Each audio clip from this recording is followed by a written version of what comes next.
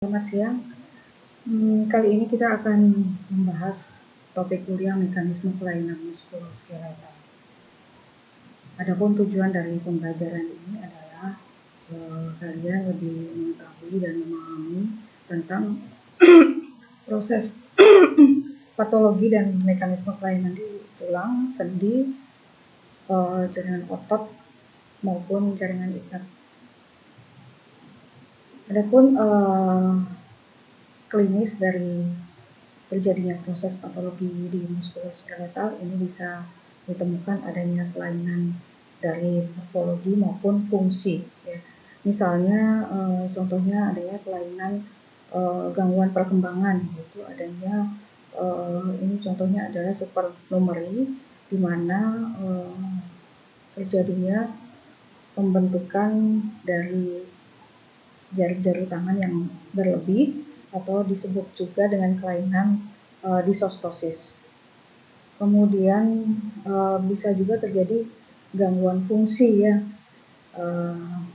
Gangguan fungsi ini misalnya terjadinya gangguan mobilitas, misalnya karena adanya proses inflamasi pada sendi sehingga mobilitas dari tungkai tersebut akan terganggu. Kemudian bisa terjadi deformitas, misalnya bentuknya yang abnormal karena adanya kelainan proses peradangan pada sendi, maka bentuk sendi ini menjadi abnormal karena adanya terjadinya kerusakan pada struktur tulang maupun jaringan di sekitarnya.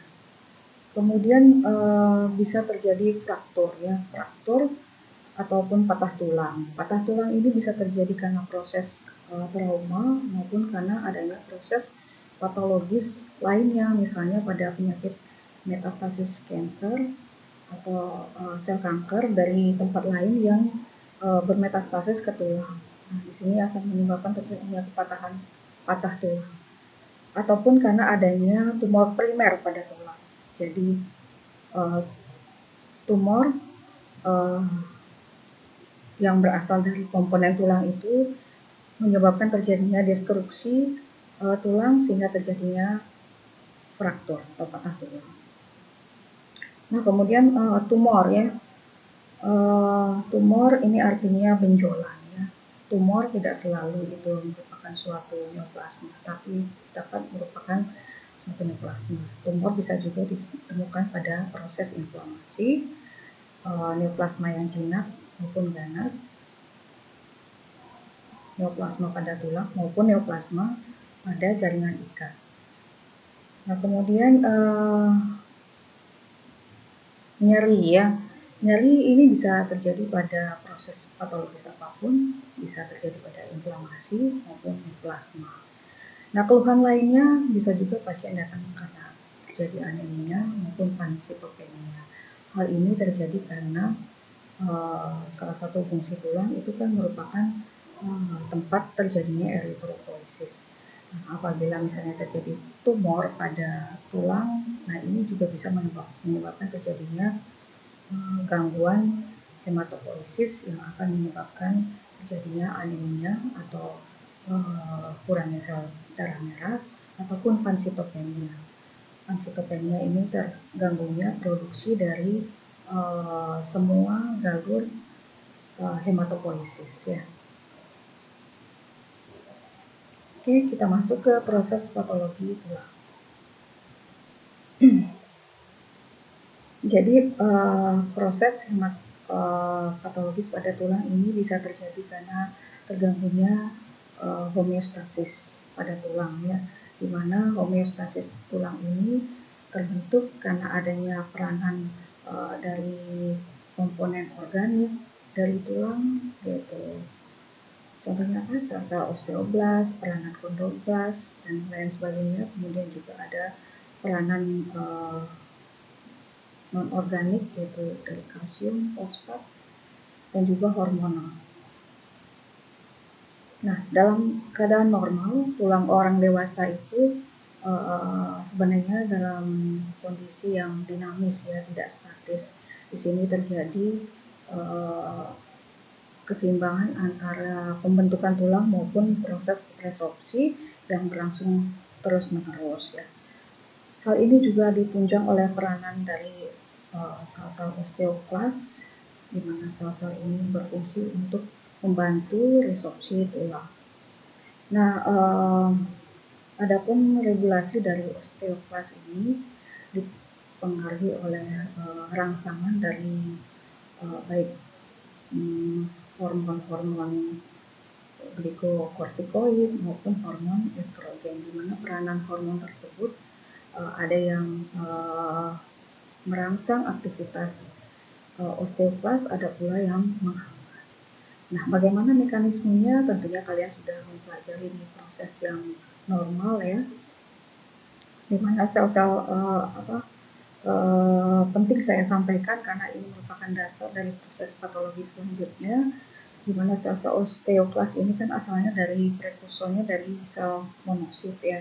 Nah, monosit ini di permukaannya memiliki suatu reseptor namanya reseptor RANK reseptor atau reseptor activated of nuclear factor kappa B yang ada di permukaan monosit, di mana apabila dia berikatan dengan ligannya, RANK ligan ini biasanya ada pada sel-sel soma atau osteoblas, maka rangsangan dari ligan dan reseptor ini akan merangsang sel-sel prekursor dari osteoklas untuk menjadi osteoklas yang aktif, sehingga meningkatkan terjadinya resorpsi dari tulang. Nah, RANK ligan dan RANK reseptor ini diaktifasi oleh hormon-hormon, terutama hormon dari paratiroid ya. Sehingga apabila terjadi defek pada hormon paratiroid, maka proses resorpsi ini akan juga terganggu. Nah, demikian pula sebaliknya, aktivitas dari osteoklas ini dihambat oleh suatu protein namanya OPG protein atau osteoprotein. OPG ini akan menghambat bersatunya antara ligan dan reseptor ligan, RANK ligan ya. Nah, OPG ini dipengaruhi oleh hormon, terutama hormon dari seks hormon yaitu estrogen progesteron. Nah, hambatan ini tentu saja akan menghambat aktivitas dari osteoklas. Nah, proses patologis pada tulang itu bisa terjadi karena defek dari masing-masing komponen penyusun tulang maupun fungsinya yang terganggu ya. Contohnya misalnya osteoblas. Osteoblas kemampuan proliferasinya menurun misalnya pada usia tua, maka yang terjadi osteoporosis atau keroposnya tulang. Kemudian kelainan gen pada osteoblas ini terjadi pada neoplasma misalnya pada osteosarkom ya. Kemudian misalnya aktivitas hormon yang tadi sudah saya sebutkan, aktivitas hormon paratiroid yang berlebih misalnya pada tumor paratiroid itu dapat meningkatkan aktivitas dari osteoklas dan ini menyebabkan terjadinya osteoporosis atau kondisi patologis yang disebut dengan brown tumor ya. Kemudian apabila hormon tiroid, hormon tiroid yang defisiensi ini juga menyebabkan terjadinya gangguan pertumbuhan dari tulang sehingga menyebabkan terjadinya kretinisme. Nah, aktivitas osteoklas ini dapat terganggu misalnya karena defek dari enzim karbonik hidrase. Enzim ini fungsinya untuk melisiskan matriks tulang. Nah, apabila ini terganggu sehingga kanalisasi tulang menjadi terganggu. Nah, ini terjadi pada penyakit namanya osteopetrosis. Kemudian apabila sel-sel osteoklas ini berproliferasi berlebihan pada neoplasma atau disebut juga dengan osteoblastoma. Nah, ini bisa ditemukan pada penyakit namanya giant cell tumor. Ini osteoklasnya yang berproliferasi ya, berlebihan ya, sehingga membentuk suatu tumor ya.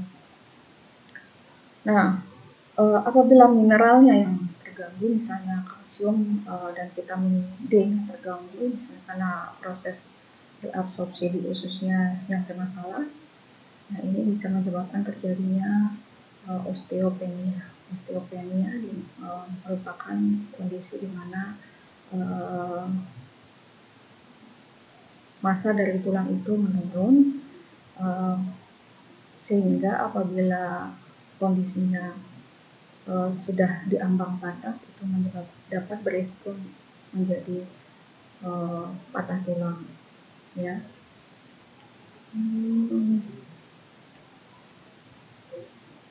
Oke. Defisiensi kalsium dan vitamin D ini juga bisa ditemukan pada penyakit rickettsia dan juga penyakit osteomalacia, ya.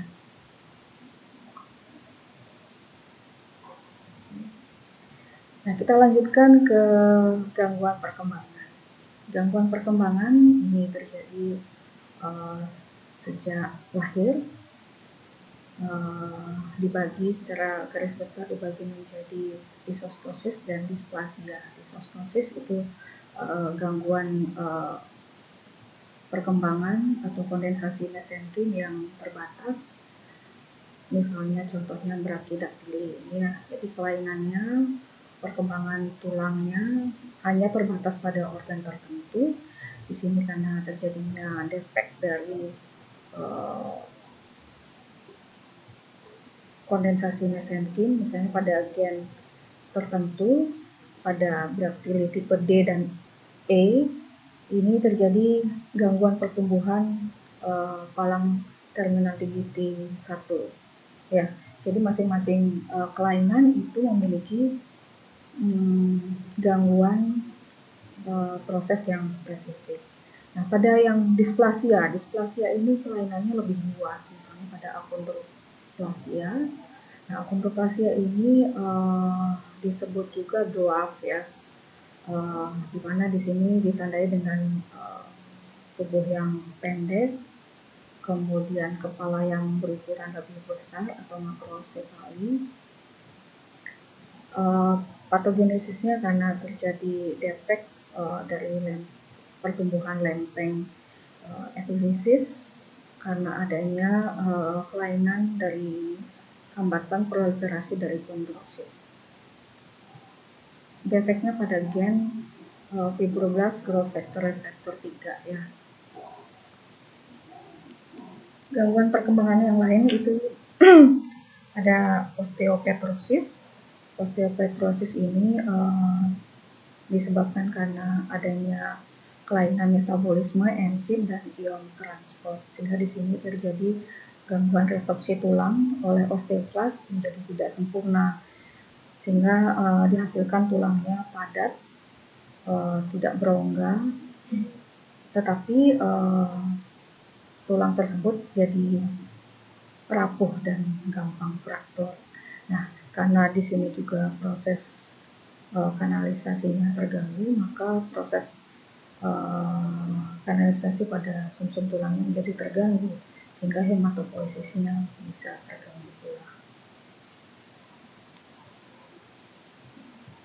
Proses patologis yang lainnya yaitu osteogenesis imperfecta atau brittle bone disease, di mana bayi yang lahir biasanya tulangnya rapuh.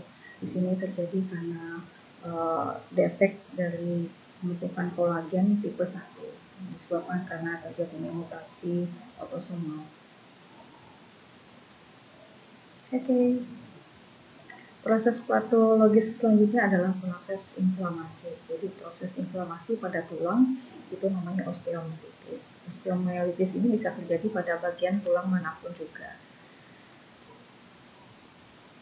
Penyebabnya adalah faktor patogen yang tersering itu adalah Staphylococcus, tapi bisa juga disebabkan karena infeksi bakteri yang lain, misalnya E. coli, Neisseria gonorrhea, Haemophilus influenza, Salmonella, dan Mycobacterium tuberculosis. Patogenesisnya bisa karena terjadi penetrasi langsung maupun secara hematogen. Nah, penetrasi langsung ini biasanya terjadi karena didahului oleh adanya luka, fraktur pada area tertentu, dan kemudian terjadi infeksi sekunder oleh penetrasi bakteri ya. Sedangkan proses hematogenus osteomyelitis ini biasanya terjadi pada anak-anak, di mana infeksinya berasal dari fokus infeksi di daerah lain, misalnya karena adanya fokus infeksi pada gigi atau tenggorokan,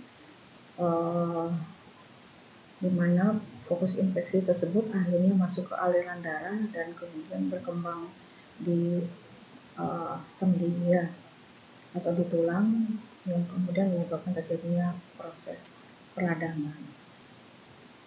Oke, lokasi tersering fokus infeksi ini biasanya pada area metafisis dari tulang panjang. Nah, ini adalah merupakan proses patogenesis hematogen dari osteomyelitis, di mana fokus infeksi ini masuk ke pembuluh darah dari tempat lain, di mana metafisis ini kan merupakan area yang kaya akan pembuluh darah. Nah, di sini terjadi proliferasi dari mikroorganisme tersebut, kemudian yang akan merangsang sel radang lain untuk datang dan menyebabkan terjadinya proses inflamasi. Di sini juga terjadi nekrosis karena tekanan peningkatan tekanan yang intra area ini yang meningkat sehingga menekan jaringan sekitarnya, sehingga terjadi nekrosis dan kemudian menyebabkan terjadinya perluasan inflamasi, terbentuk nanah, dan nanah ini bisa meluas ke area lainnya. Hasil akhirnya adalah dapat terjadi proses fibrosis dan deformitas dari tulang tersebut.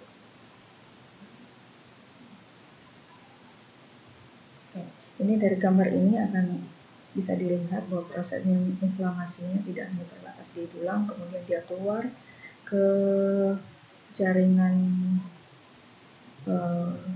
soft tissue di sekitarnya dan bisa juga keluar dari kulit membentuk fistel ya.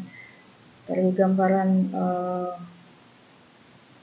makroskopis kita akan temukan tanda-tanda proses peradangan, yaitu adanya kemerahan, bengkak, nyeri, dan gangguan fungsi atau fungsi oleh sel. Oke, selanjutnya adalah fraktur atau patah tulang. Penyebabnya bisa karena proses trauma, cedera, ataupun karena adanya proses patologis pada tulang, misalnya karena adanya tumor atau osteoporosis. Jenis-jenis fraktur itu ada yang simple, grain stick. Nah, jenis-jenis fraktur ini nanti kalian akan lebih bahas lagi pada blog surgery ya. Yang penting yang perlu ditekankan pada proses patologis ini adalah kelewat slide-nya, adalah proses pemulihan dari fraktur. Adapun tahapan dari proses pemulihan fraktur itu diawali dengan robeknya pembuluh darah, kemudian terjadi hemoragi atau perdarahan, dan kemudian akan mengisi rongga fraktur. Nah, di sini terjadi nekrosis dari tulang, terutama pada tulang bagian distal dari fraktur tersebut yang disebabkan karena adanya gangguan vaskularisasi akibat adanya robekan dari pembuluh darah di sekitarnya. Nah, kemudian proses pemulihannya itu berlangsung dari hari pertama, yaitu dimana diawali dengan terbentuknya pembekuan darah atau blood clot, kemudian aktivasi dari sel radang. Aktivasi sel radang ini kemudian akan menghasilkan banyak mediator inflamasi yang akan merangsang adanya proliferasi fibroblast, jaringan kolagen, aktivasi dari sel-sel osteoprogenitor yang akan menyebabkan terbentuknya tulang yang baru. Nah, pada hari ke-7 ini bekuan darah tersebut mulai diserap, terjadi proses angiogenesis, di mana prosesnya dimulai dari tepi, dari area fraktur ya. Oke. Di sini terjadi aktivasi fibroblast, proliferasi fibroblast, kemudian juga aktivasi dari osteoprogenitor. Nah, pada hari ke-7 ini terbentuk kalus. Setelah hari ke-7 ini terbentuk kalus. Kalus itu merupakan jaringan granulasi yang bercampur dengan jaringan tulang yang baru atau woven bone dan kartilage ya. Oke, ini adalah kalus, di mana di sini ada jaringan granulasinya bercampur antara pembuluh-pembuluh darah yang baru, jaringan fibros kolagen, ada woven bone yaitu tulang-tulang muda yang terbentuk bentuk struktur pulau-pulau. Kemudian juga ada proliferasi dari kartilage, di mana proses terbentuknya tulang ini dimulai dari perifer ya, dari perifer. Nah, proses selanjutnya adalah proses remodeling, di mana remodeling ini berlangsungnya berbulan-bulan sampai bertahun-tahun ya. Di sini terjadi pembentukan tulang yang mengikuti garis dari stress line atau mechanical force.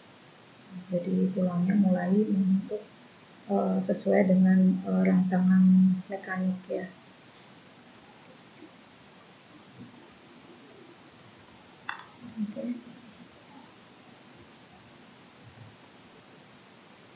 Oke, kita lanjut lagi ke proses selanjutnya, yaitu osteoporosis.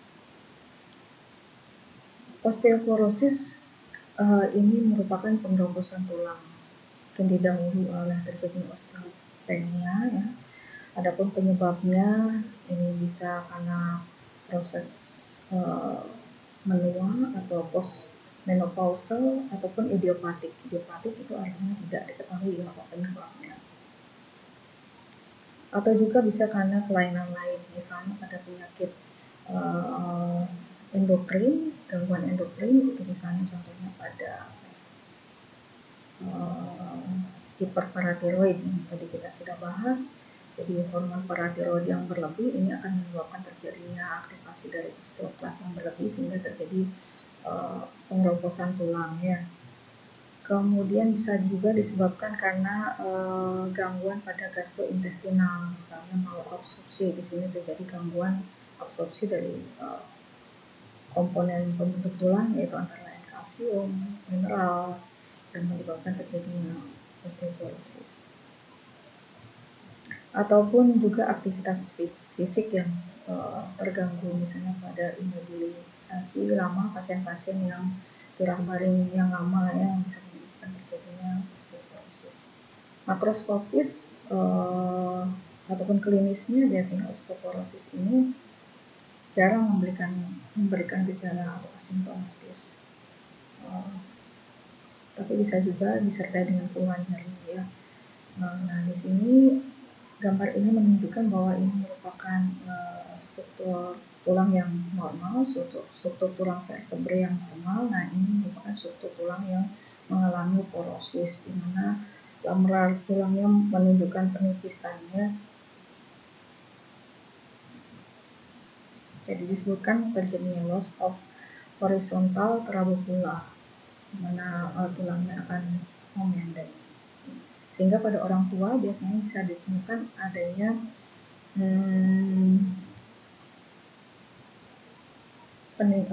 tingginya yang berkurang karena dia bisa juga ditemukan karena karena tulangnya jadi memendek ya, ataupun juga bisa ditemukan terjadinya lordosis karena pemendekan dari tulang vertebra.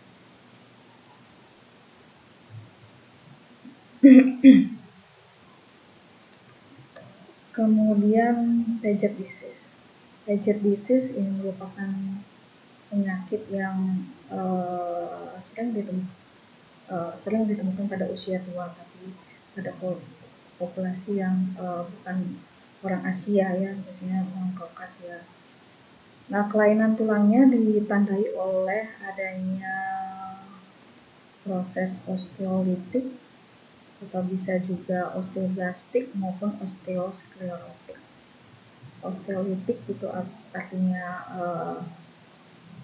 lisisnya tulang, kemudian osteoblastik itu artinya proses pembentukan tulang yang berlebih. Osteosklerotik itu artinya proses dari sklerosis tulang ya. Penyebabnya sebenarnya penyebabnya masih belum jelas, tetapi dari sejumlah sumber disebutkan bisa mengenai faktor genetik maupun infeksi virus ya. Gejala klinisnya tergantung dari fase mana pasien tersebut datang. Pada saat kondisi osteolitik yang bisa ditemukan terjadi fraktur, pasien datang dengan kondisi fraktur tulang, atau pada kondisi osteoblastik ini terjadi pembentukan tulang yang berlebih sehingga tulang ukurannya melebar pada regio membesar dan melebarnya tulang pada regio craniofacial itu bisa ditemukan gambaran lion face katanya. Kemudian juga bisa ditemukan adanya deformitas pada kondisi Paget disease yang berlangsung lama, itu bisa terjadi deformitas. Ini contohnya deformitasnya yaitu tulang tibia yang ukurannya membesar dan abnormal, bentuknya melengkung.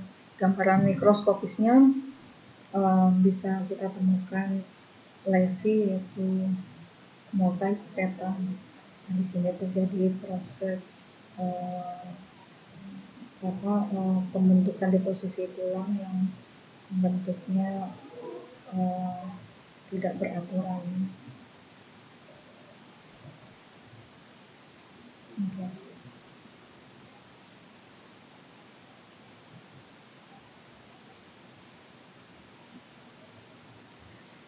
Oke, selanjutnya neoplasma. Jadi neoplasma itu merupakan proliferasi dari sel-sel komponen tulang, baik bisa terjadi primer maupun sekunder. Primer di sini artinya neoplasma tersebut asalnya itu dari komponen yang ada memang di tulang, tapi juga bisa terjadi karena adanya proses sekunder atau metastasis. Jadi neoplasma yang asalnya dari tempat lain dia pindah metastasis ke tulang. Misalnya ada breast cancer yang kemudian bermetastasis ke tulang. Nah, saya lebih menekankan pada neoplasma primer yang asalnya dari tulang. Nah, jenisnya apa aja, bisa dari komponen mana aja yang bisa terjadi, yaitu bisa dia berasal dari komponen hematopoietik. Seperti kita tahu di bagian sumsum tulang itu kan terjadi proses hematopoietik misalnya. Nah, di sini bisa terjadi tumor namanya myeloma. Myeloma ini merupakan tumor walaupun akhirannya oma, tapi merupakan tumor ganas yang bisa terjadi yang sering ditemukan pada area vertebrae maupun pelvis itu pada usia yang tua ya. Tumor myeloma ini merupakan proliferasi dari sel-sel plasma. Sel-sel plasma. Sedangkan limfoma ini tumor ganas yang asalnya dari limfosit ya. Nah, di limfosit ini atau sel plasma yang neoplastik ini akan berproliferasi, kemudian dia akan menekan galur lain sehingga bisa terjadi anemia atau pansitopenia, jadi menekan galur hematopoietik lain. Nah, kemudian jenis tumor yaitu cartilage forming tumor. Tumor ini dia menghasilkan suatu matriks kartilago ya, asalnya dari sel-sel kondrositnya plastik yang jinak, contohnya osteokondroma, kondroblastoma, kalau ganasnya namanya kondrosarkoma.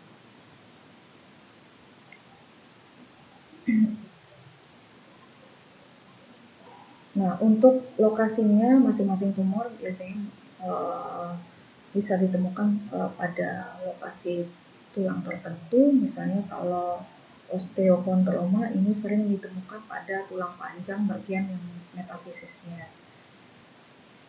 Kemudian kalau kondrosarkom ini biasanya sering ditemukan pada pelvis dan tulang lengannya. Nah, usianya kalau osteokondroma ini biasanya usia anak-anak bisa ditemukan, tapi dewasa juga bisa. Tetapi pada kondrosarkoma itu biasanya pada usia yang tua, 40 sampai 60 tahun. Oke, untuk mendiagnosanya itu dari pemeriksaan fisik bisa ditemukan adanya tumor ataupun tidak. Kemudian dari radiologis akan terlihat adanya lesi pada tulang ya. Dan juga diperlukan pemeriksaan biopsi, bisa dengan fine needle biopsi ataupun dari biopsi jaringan atau histopatologi dari jaringan tumornya diambil. Tumor jenis lainnya yaitu bone forming tumor. Di sini tumor ini menghasilkan suatu matriks tulang, di mana yang jinak itu namanya, contohnya adalah osteoid osteoma. Ini terjadi pada metafisis dari tulang panjang, biasanya terjadi pada usia muda yaitu 10 sampai 20 tahun. Yang ganasnya namanya osteosarkom. Kita temukan juga sering di metafisis di area distal femur maupun proximal tibia. Nah, untuk osteosarkom ini sebenarnya bisa terjadi di tulang manapun juga ya. Tapi memang lebih sering ditemukan pada femur, area genu ya. Usianya itu berkisar antara 10 sampai 20 tahun. Jadi tumor-tumor di tulang ini sering ditemukan pada usia yang muda. Kenapa? Mungkin karena saat usia muda ini metafisis itu sedang proliferatifnya ya, sedang tumbuh dengan pesat ya, terutama pada laki-laki. Sehingga osteosarkom ini memang epidemiologinya lebih sering pada laki-laki dibandingkan perempuan. Tumor lainnya yang asalnya tidak diketahui itu biasanya karena ini pada jenis giant cell tumor, sering ditemukan pada epifisis maupun tulang panjang. Ini ada tumor jenis kordoma, di mana merupakan tumor ganasnya. Lokasinya biasanya di sakral.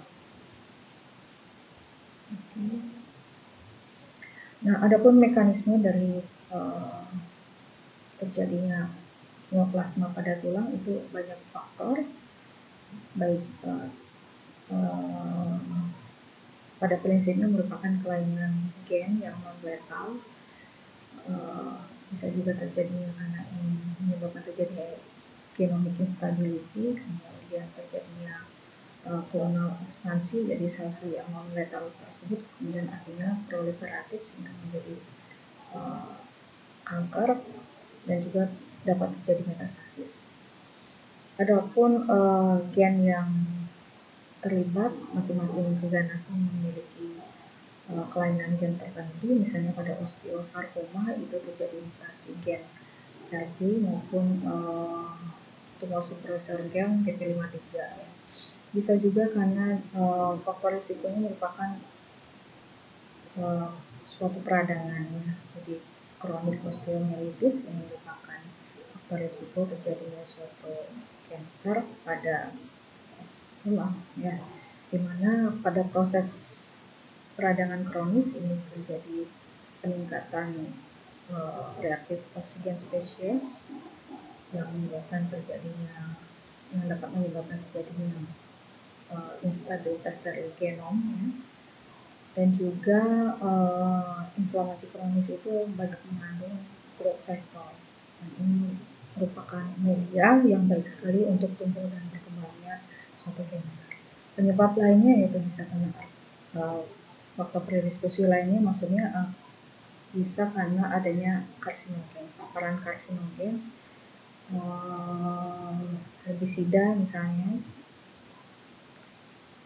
kemudian adanya trauma, pemakaian alat-alat metal dari plat ortopedi, ada fraktur, itu merupakan faktor predisposisi terjadinya kanker, dan juga radiasi, ya.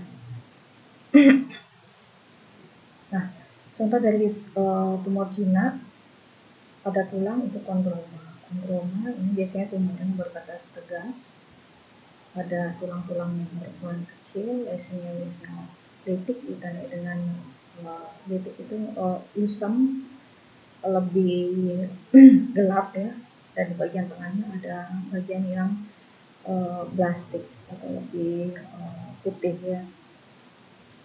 Tumornya berbatas tegas, mikroskopisnya kita akan temukan proliferasi dari sel-sel kondrosit, di mana dikelilingi oleh matriks Calpi-Lagrange. Biasanya warnanya lebih kebiruan dibandingkan osteoid matriks, ya.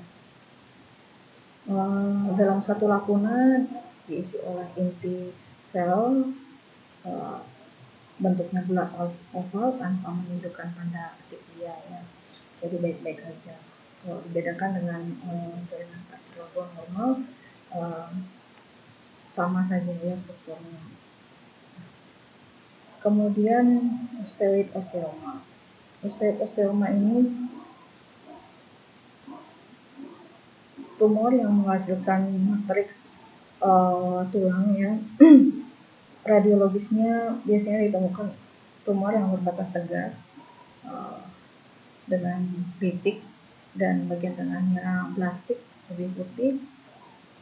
Klinisnya biasanya nyeri, ya, nyeri biasanya pada anak-anak, di mana tumor ini menghasilkan suatu prostaglandin yang menyebabkan terjadinya nyeri, ya. Mikroskopisnya dari hasil kuretan, dikuret tumornya, ini akan terlihat matriks tulang yang susunannya tidak beraturan, ya. Di antaranya ada sum-sum tulang juga. Jadi sel-sel dari osteoid maupun osteoblastnya masih dalam batas normal. Nah, tumor selanjutnya adalah GCT atau giant cell tumor. Tumor ini sering terjadi pada area metafisis. Ini kalian lihat tumor di daerah fibulanya yang besar, di mana ada rongga-rongganya, dan hasil dari biopsinya menunjukkan adanya proliferasi dari sel-sel monosit dan multinucleated giant cell. Tidak lain adalah merupakan sel osteoklas yang proliferatif. Ini yang sel-sel dengan inti banyak ini merupakan osteoklas, di sekitarnya adalah sel-sel monosit, jadi merupakan prekursor dari osteoklas tersebut. Oke, selanjutnya tumor ganas pada tulang. Ada osteosarkom. Osteosarkom ini merupakan tumor ganas yang berasal dari osteoblast. Di sini tumor ini menghasilkan matriks tulang warnanya kemerahan, di antaranya ditemukan sel-sel osteoblast yang menunjukkan tanda pleomorfia, yaitu MC rasionya meningkat, hiperkromatik, dan intinya irregular. Seperti yang sudah kita pelajari di blok neoplasma sebelumnya, ya. Nah, ini yang merah-merah ini merupakan tumornya memang menghasilkan matriks osteoid. Kemudian kondrosarkoma. Kondrosarkoma ini tumor ganas yang menghasilkan matriks kondroid, di mana sel-sel kondroblastnya menunjukkan tanda pleomorfik, ya, dengan satu lakuna itu bisa ditemukan banyak inti, dan intinya menunjukkan tanda pleomorfik. Kemudian ada Ewing sarkom. Di sini Ewing sarkom ini sel-selnya ukurannya kecil ya, intinya bulat-bulat dan sitoplasmanya jernih. Makroskopisnya ini adalah tumor tulang. Kita tahu dari gambaran tumor tulang yang sudah menembus periosteumnya ke jaringan sekitarnya ya. Dari gambaran radiologis kita temukan adanya reaksi periosteal di mana tumor ini akan menekan lapisan periosteumnya sehingga terjadi seperti ini. Jadi ini disebut dengan sun ray appearance. Jadi seperti matahari, dibilang matahari yang terbit ya, karena sel tumor ini berusaha menembus dari kapsel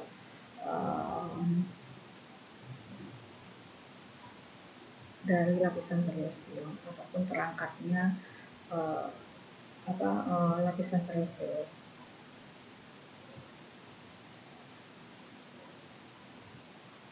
Oke. Selanjutnya proses patologi pada sendi.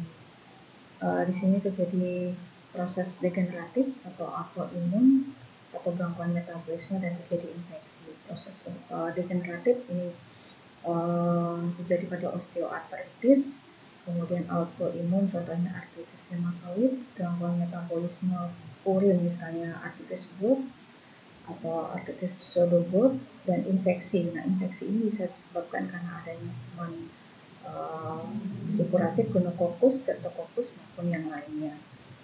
Osteoartritis ini merupakan proses degeneratif ya,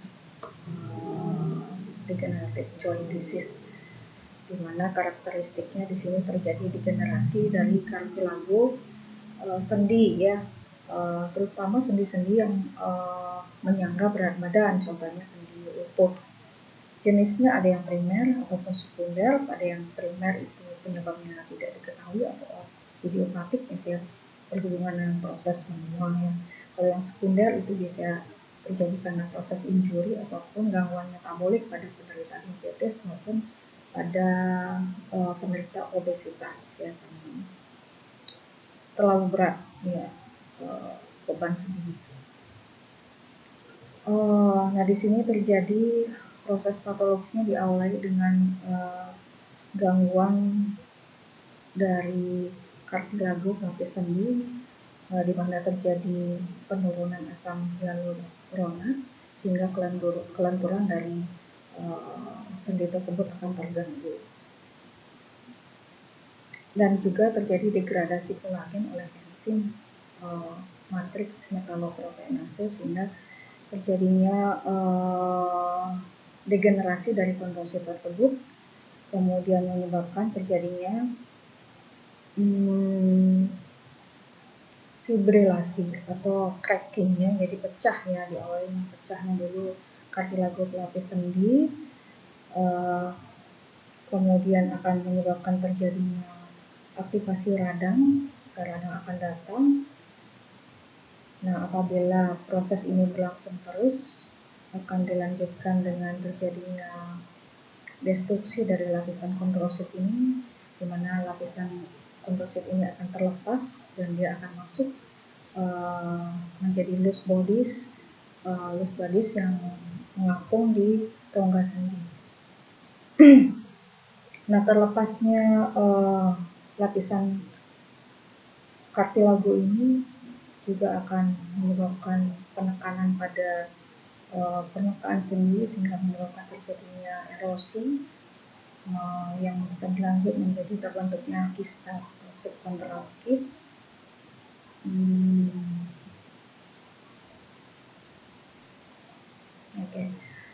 Dilanjutkan dengan proses repair yaitu pada bagian tepi pada bagian tepi tulang bisa menyebabkan terjadinya body spore atau seperti taji begini, dan ini bisa menyebabkan keluhan nyeri yang amat sangat ya.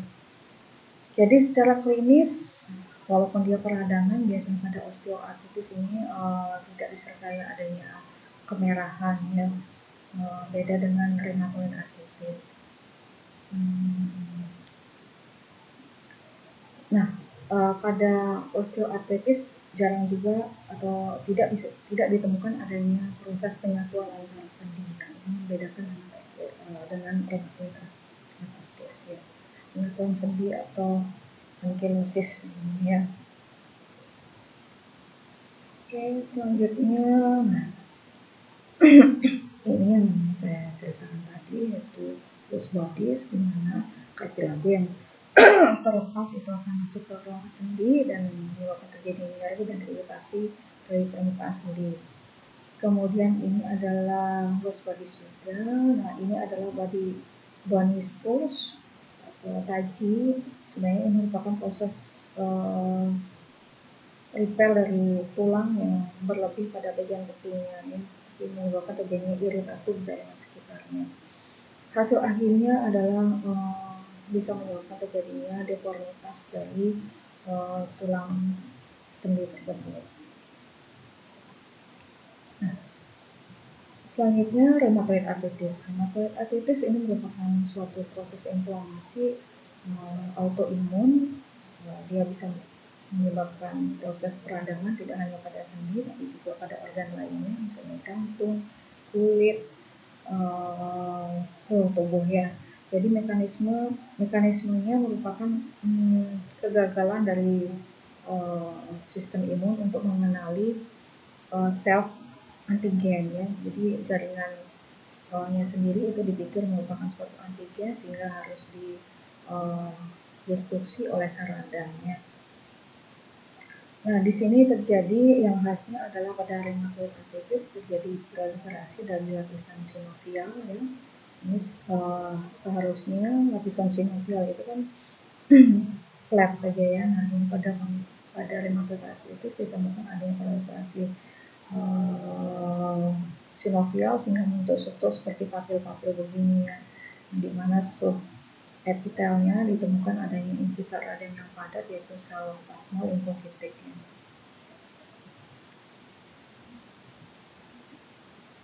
Oke.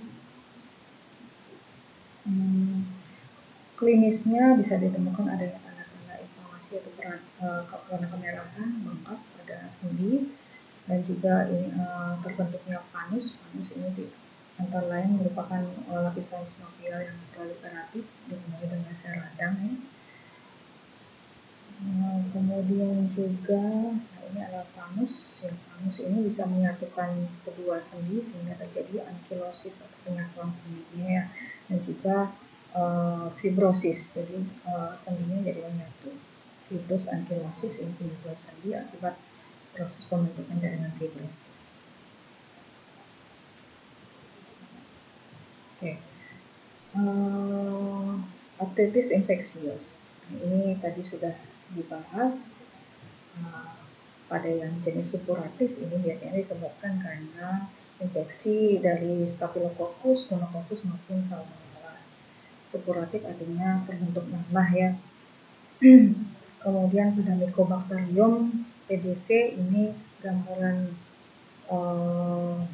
mikroskopisnya sama seperti yang sudah pernah kita pelajari pada inflamasi, yaitu bisa ditemukan adanya multinucleotidenase, necrosis caseosa maupun ditemukan adanya granuloma.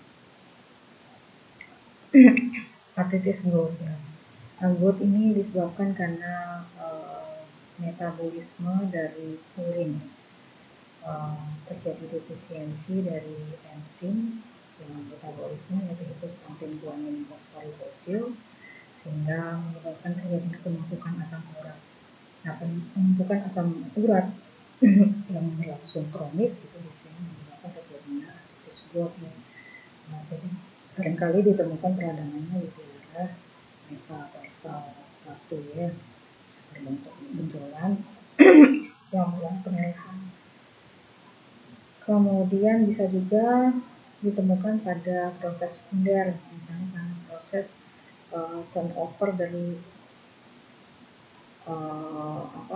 sel-sel yang tinggi, jadi kerusakan sel yang cukup tinggi itu menyebabkan terjadinya produksi urin yang berlebih ya, misalnya pada leukemia ataupun karena ekskresinya yang bergantung pada gagal ginjal kronis.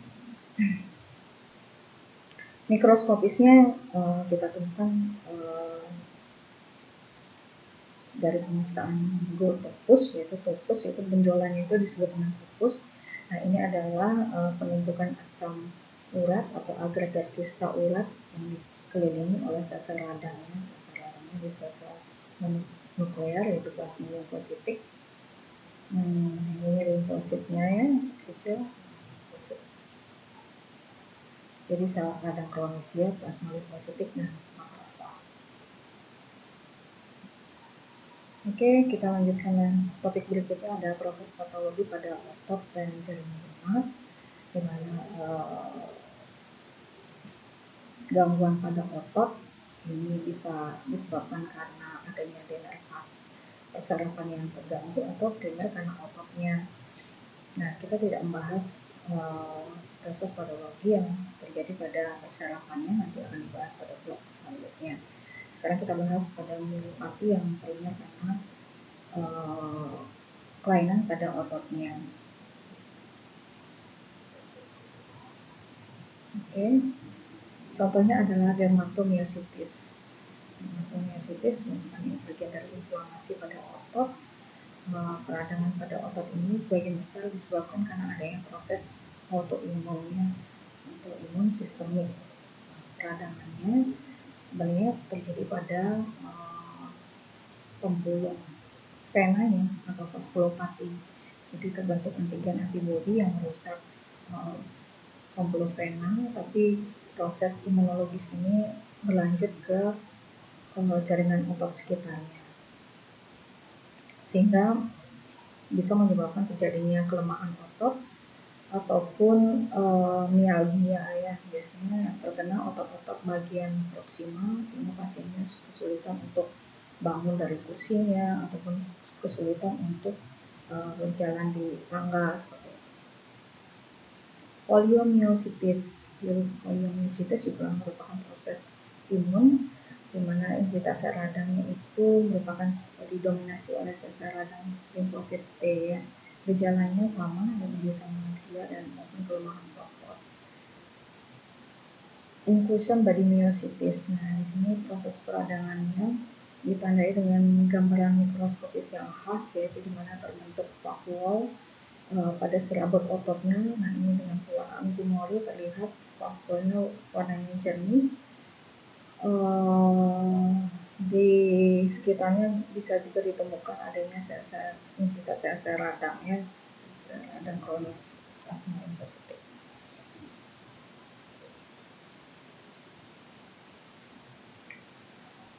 Penyakit pada otot ini bisa juga ditemukan sejak lahir gitu. Contohnya misalnya pengingkang myopati, Duchenne muscular dystrophy, ataupun mitokondria myopati. Gejala klinisnya bisa hipotonus ataupun terjadi kelemahan otot yang mengenai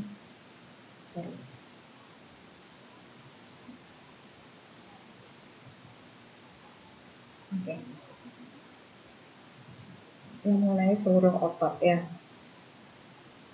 Oke, selanjutnya kita lanjutkan ke neoplasma jinak maupun ganas di otot dan jaringan lunak. Dari tata namanya ada tumor like lesion, di mana tumor like lesion ini sebenarnya bukan merupakan neoplasma, dia lebih ke proses degeneratif maupun inflamasi. Contohnya ganglion ya. Ganglion ini biasanya sering ditemukan di pergelangan tangan, benjolannya berukuran kecil, kurang lebih 1 cm, berbatas tegas. Isinya biasanya cairannya. Kemudian ada kristal sinovial, ada nodular fasciitis, tidak lain merupakan lanjutan dari proses peradangan. Kemudian ada tumor jinak. Tumor jinak bisa dari otot polos, otot rangka, maupun jaringan sekitarnya, jaringan fibros. Misalnya tumor jinaknya dari jaringan fibros namanya fibroma, kemudian dari jaringan lemak itu tumor jinak namanya lipoma, ataupun GCT ya, giant cell tumor dari tendon. Nah, ganasnya ini bisa beragam, yang asalnya dari otot polos, itu jenis ganasnya namanya leiomyosarcoma, yang dari otot rangka namanya rhabdomyosarcoma, kemudian yang berasal dari jaringan ikat fibrous namanya fibrosarcoma, jaringan lemak asalnya itu ganasnya namanya liposarcoma. Kemudian yang asalnya dari sinovial itu bisa ditemukan adanya sinovial sarcoma.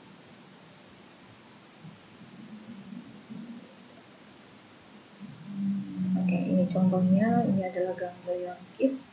Jadi dinding kistanya tidak dilapisi oleh epitel. Gangglion kistanya biasanya berisi cairan. Ini adalah rhabdomyoma, jadi proliferasi dari sel-sel otot lurik ya.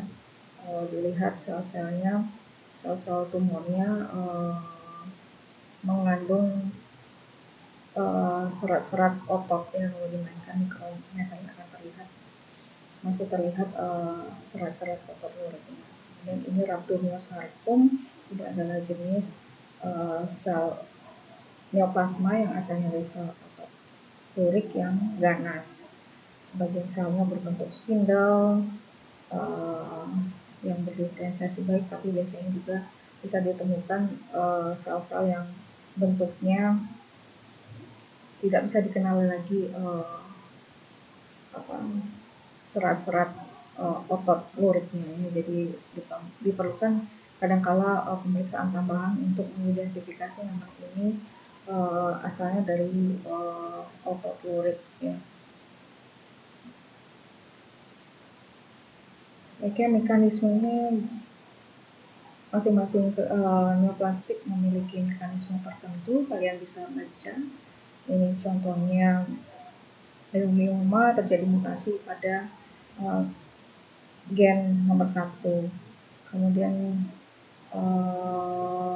rhabdomyosarcoma, sinovial sarcoma, ini masing-masing menunjukkan kelainan tertentu ya. Jadi kalian bisa baca sendiri. Kalau jenis selnya, sel neoplastik yang asalnya dari soft tissue and muscle, itu bisa berbentuk spindle atau bulat, ataupun menyerupai epitel atau epiteloid atau rhabdoid seperti otot rangka ya. Nah, ini dia menyerupai otot rangka, dibandingkan mikrometernya akan terlihat masih terlihat serat-serat ototnya ya. Ini fibros dan sel-selnya bentuk spindle ya, panjang-panjang dengan intinya bulat oval. Ini sel-sel rhabdomyosarcoma, sel-selnya bentuknya bulat-bulat ya. Oke. Pola pertumbuhannya biasanya yang misalnya dari otot polos itu dia membentuk struktur fasciculus seperti struktur otot. Kemudian kalau yang asalnya dari jaringan ikat atau fibrosis spesifik itu strukturnya bisa storiform atau seperti pusaran angin ya, storiform, bulat-bulat begitu seperti jeruji roda ya strukturnya. Kemudian palisading atau ini artinya tersusun membentuk struktur barisannya, atau herringbone, membentuk struktur seperti herringbone, yaitu ditemukan pada fibrosarcoma. Jadi strukturnya seperti tulang ikan, jadi proliferasi sel-sel fibrosit yang membentuk struktur seperti tulang ikan ya. Bisa dibayangkan tulang ikan seperti apa. Oke, selanjutnya ya ternyata sudah berakhir. Kalaupun ada yang belum paham, nanti kita bisa lanjutkan pada pleno ya, mungkin secara online bisa, ataupun kalian bisa menghubungi saya secara langsung. Terima kasih. Sekian kuliah dari saya.